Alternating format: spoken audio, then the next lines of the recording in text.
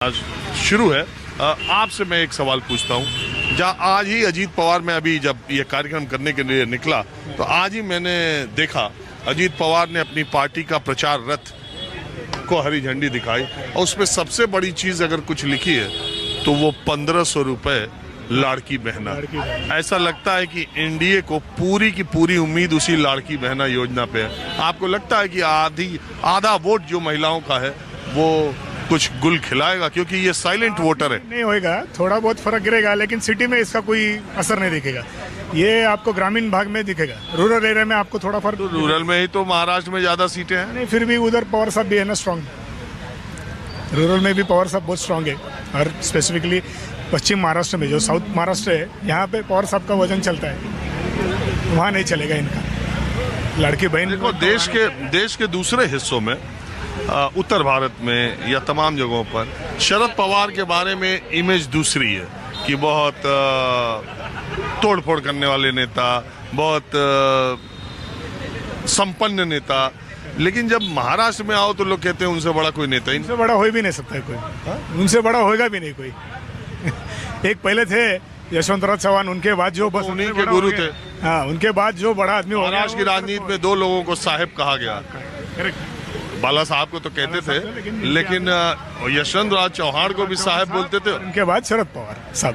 शरद पवार बोला तो ही महाराष्ट्र है। महाराष्ट्र, शरद पवार बोला तो ही महाराष्ट्र है। महाराष्ट्र और शरद पवार एक ही है। महाराष्ट्र पवार साहब के बिना महाराष्ट्र कंप्लीट नहीं होता। यही नहीं हो सकता ना, होता ही नहीं। राजनीति में आप देखो, सोशल वर्क में देखो, काम में देखो। सबको दिल्ली में कितनी बार ऑफर किया था, पवार साहब गए नहीं। क्यों नहीं गए? क्योंकि अच्छा, महाराष्ट्र को उनकी जरूरत है। एक मजेदार किस्सा सुनाता हूँ। राजीव गांधी के जो निधन के बाद बीच चुनाव में 1991 के लोकसभा चुनाव के दौरान ही राजीव गांधी का किस बर्बरतापूर्ण उन पर हमला किया गया और उनकी हत्या की गई।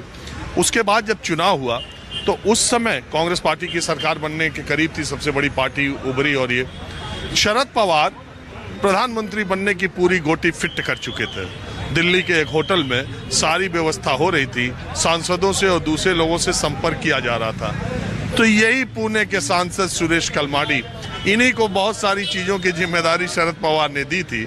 एक पत्रकार से ऐसे मजाक में उस पत्रकार ने सुरेश कलमाडी से पूछा कि ये सारी सेटिंग गेटिंग किसके लिए हो रही है? सुरेश कलमाडी ने मजाकिया अंदाज में कह दिया, शरद पवार को इस बार प्रधानमंत्री बनाना है। बस वो खबर अखबार में छप गई और शरद पवार के प्रधानमंत्री बनने का जो मसला है वो पीछे छूट गया। और शरद पवार उसके बाद जब सोनिया जी पॉलिटिक्स में आई तो विदेशी मूल का मुद्दा उठाकर उन्होंने कांग्रेस पार्टी से अलग होने का फैसला किया, एनसीपी बनाई, और वही एनसीपी बाद में कांग्रेस के साथ समझौते में महाराष्ट्र में न जाने कितनी बार और कितने सालों तक सरकार में रही। बहरहाल ये सब चर्चा और किस्से मैं सुनाता रहता हूँ। कुछ और लोग हैं यहाँ वैशाली पर, तो मैं आपसे इधर ही शुरू करूँ। अरे आप ऐसा घबरा क्यों नहीं? हम नहीं घबराते, आप कुछ भी पूछो।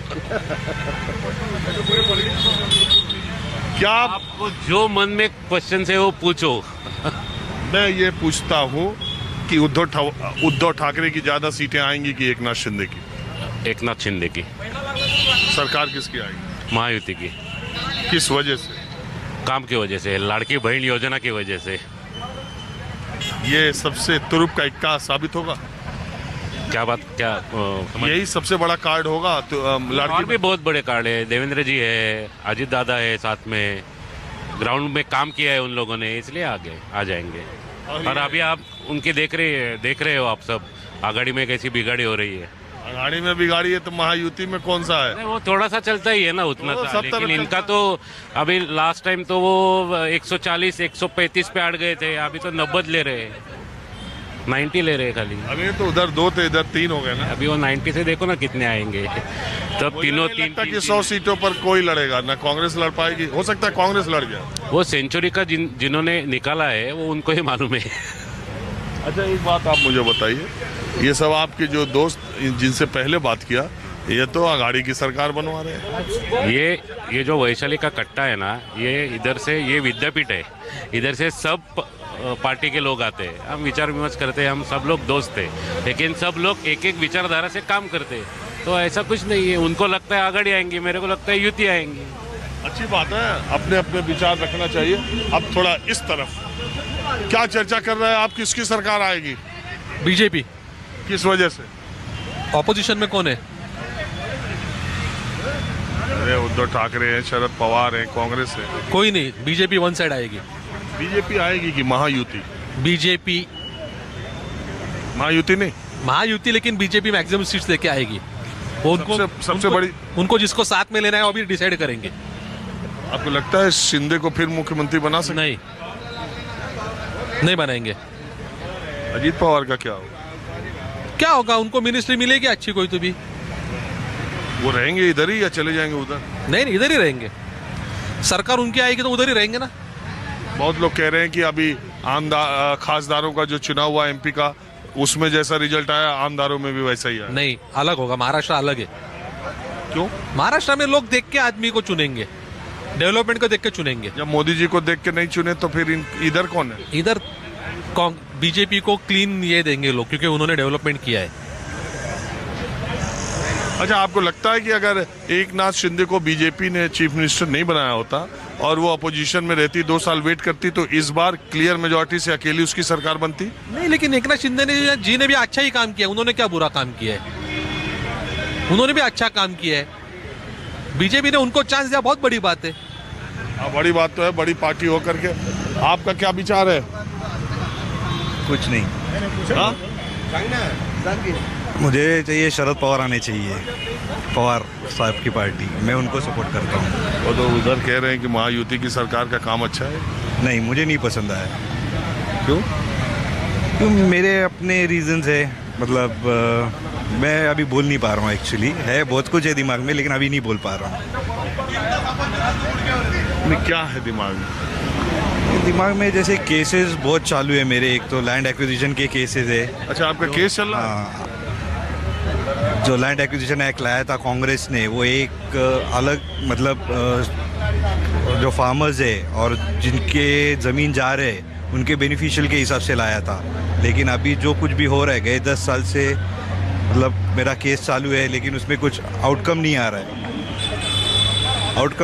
और चल रहा है सिर्फ।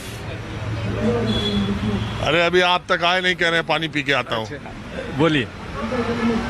अरे मैं तो हाँ? मैं सच बताऊं तो I am not too keen on commenting on politics. क्यों?